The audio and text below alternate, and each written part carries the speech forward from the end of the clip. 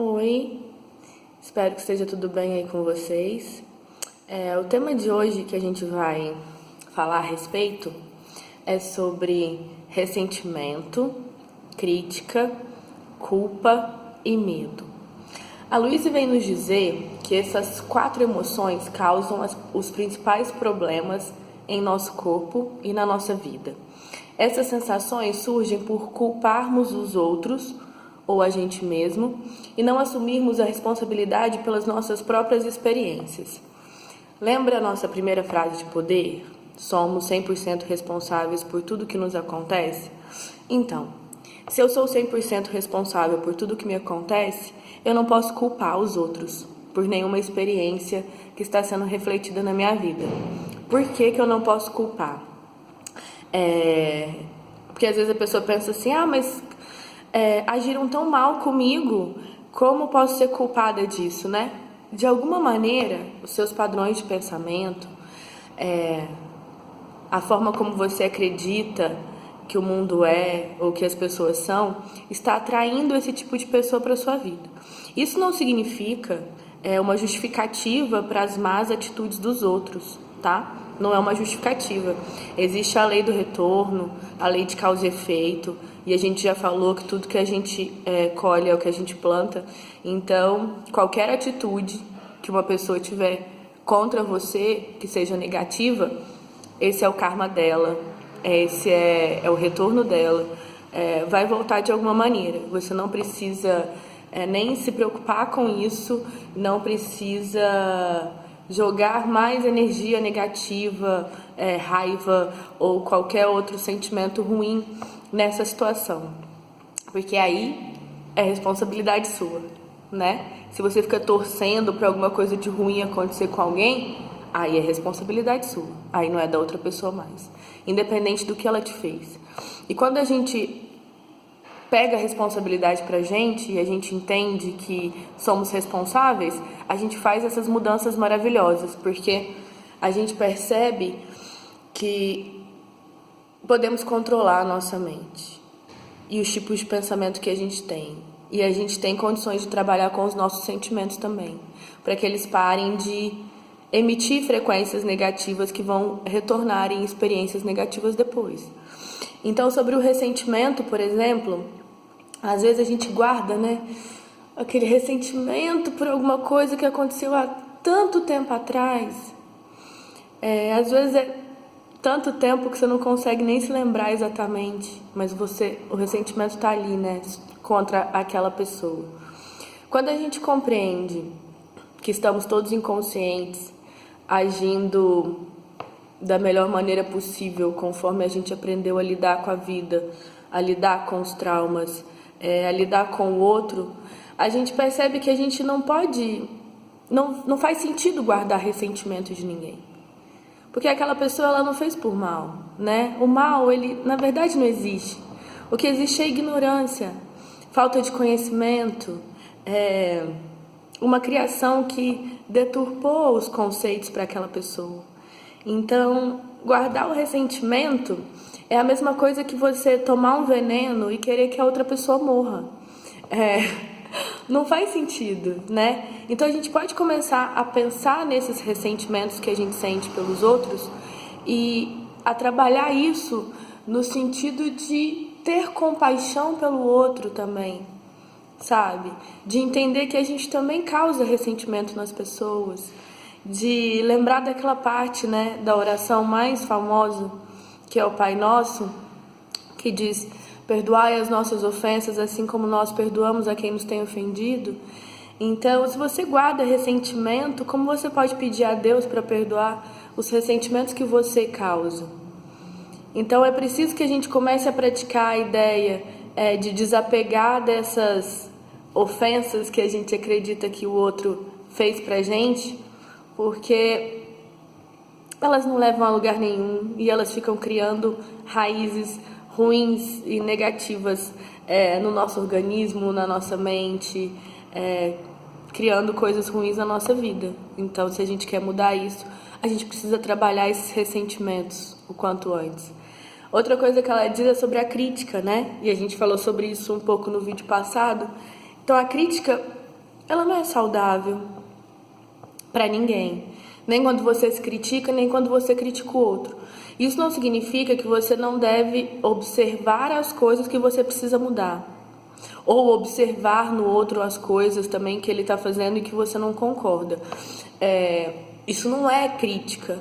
A crítica ela é mais pesada. A crítica ela vem com, sabe?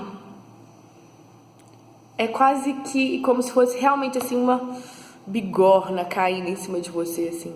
A crítica ela é cruel. E não é legal a gente criticar nem os outros nem a gente mesmo. Primeiro porque, né, temos tantos defeitos ainda para corrigir que a gente não tem muita capacidade moral de criticar os defeitos dos outros, né? Como disse Jesus, quem não tem pecado que atire a primeira pedra. Então a gente não pode se colocar nesse posicionamento tão moralista de crítica às outras pessoas e nem de crítica a gente mesmo, porque ela realmente não contribui para nada. Transforma a crítica em observação. Observação é importante. Querer mudar aquilo que você acha que você deve mudar é importante.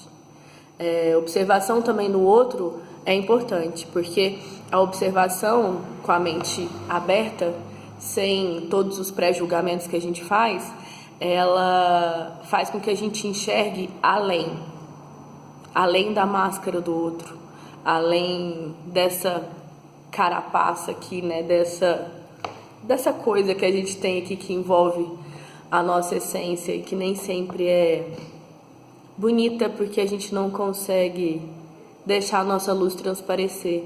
Mas no fundo, como eu sempre digo, todos somos seres feitos de amor e luz e só.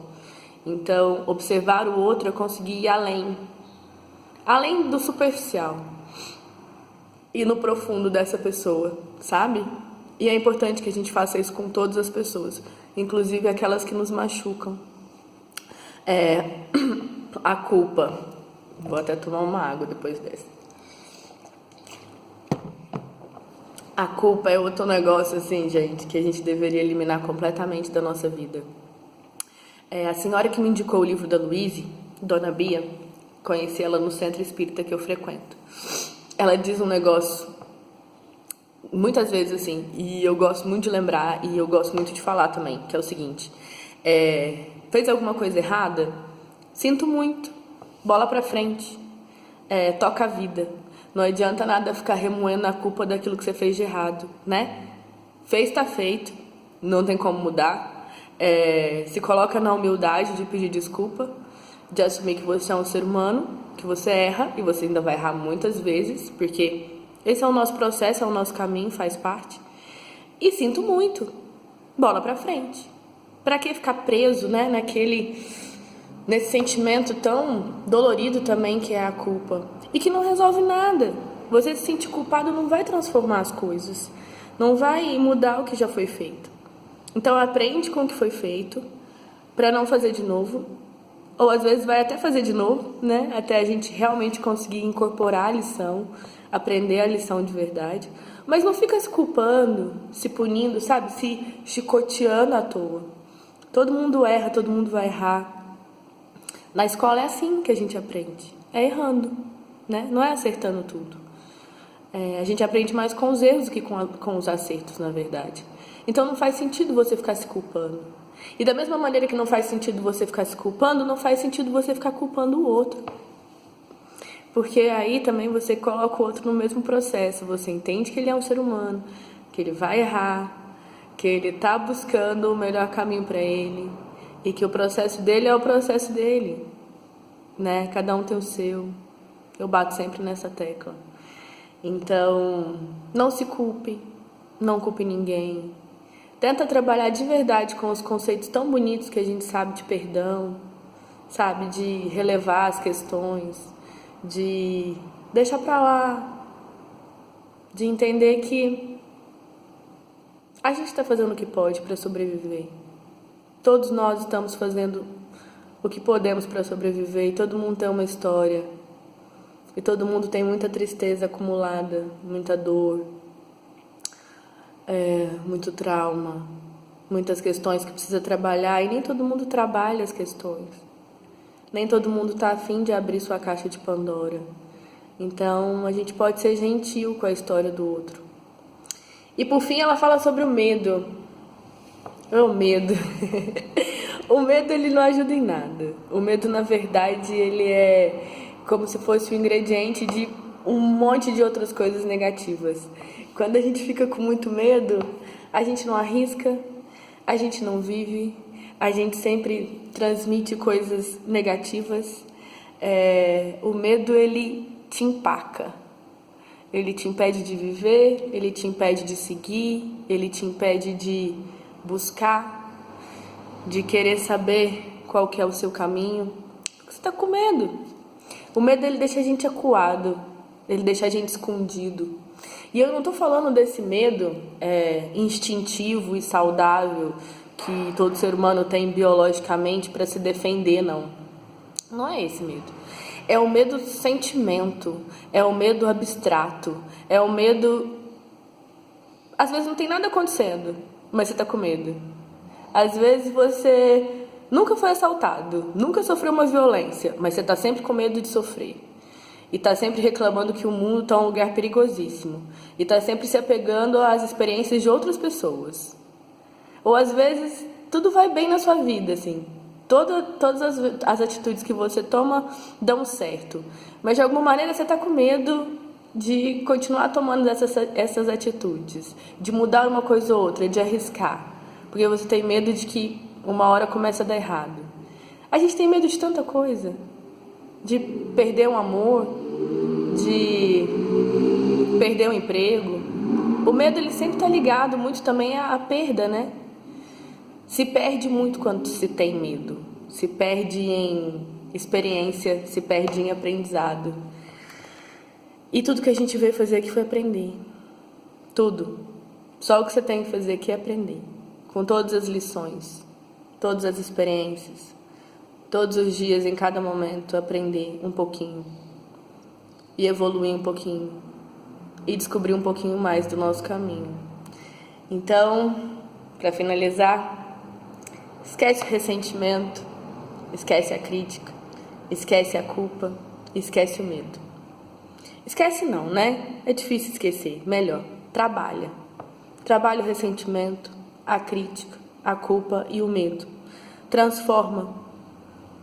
Pega esses ingredientes aí e faz eles ficarem positivos. Faz eles te ensinarem alguma coisa. Faz eles te mostrarem o que é de ensinamento que está contido nele aí, que quer fazer você aprender. E ficar aberto para o aprendizado. É isso por hoje. Muita paz e amor nesse dia. Beijo de luz para você. Até o próximo vídeo.